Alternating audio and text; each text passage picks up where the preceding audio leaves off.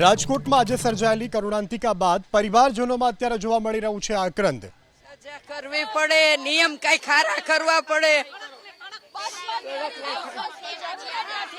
બસ બંધ કરી દો, બસની જરૂર જ નથી. રિક્ષા છે, જ્યાં જાવ એ રિક્ષા સસ્તી પડે છે.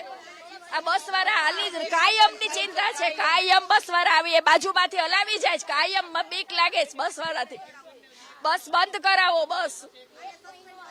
હજી 2 દિવસ જ થયા છે. એના પપ્પા ગુજરી ગયા, માં વહી ગયા 6 વર્ષ થયા. એના પપ્પા 1 મહિનો ને 2 દિવસ જ થયા છે. 1 મહિનો ને 2 દી થયા ત્યાં ભાઈ વયો ગયો છે. એની મમ્મી સ્ટેપ થઈ ગયા છે.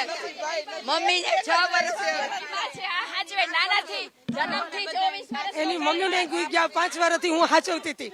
અમે આગળની શેરીમાં રહી છીએ, હું એની ફઈબા છું. અને ત્યાર પછી એના પપ્પા 5 વર્ષ પછી એના પપ્પા ગુજરી ગયા છે. મહિનો થયો. હા, અને આ દીકરી એકલી થઈ ગયા. આ છોકરો વયો ગયો. હવે આ કોણ? અમારો આધાર કોણ? ભાઈ બેન છે, ભાઈ પ્રજ્ઞાબેન.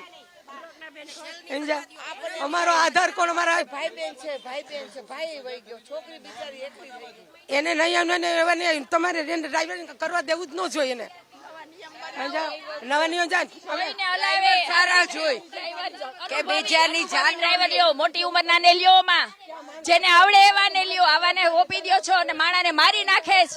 આવા 4 ઘર અત્યારે ઉજડી ગયા. 4 ઘર